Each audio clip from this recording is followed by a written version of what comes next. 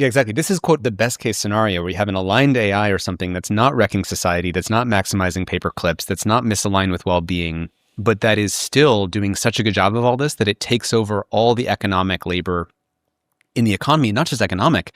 Every company that has a CEO, it's like, well, do I want the CEO to run the company, or if I have a super intelligent AI that can process more information than the CEO and been trained on everything in the history of business?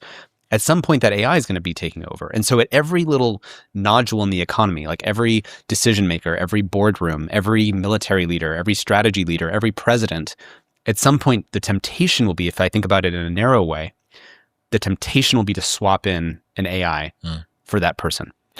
And that leads to what we call the gradual disempowerment scenario, which is the scenario not where like AI wakes up and kills everybody, but that we have gradually lost control as a species because we're outsourcing all the decisions to these alien brains that we installed because they outperform the human brain when you define their role in a narrow way of just like, are they better at generating revenue than the human was? Are they better at generating code than the human programmer I had? Are they better at generating a financial analysis than the human?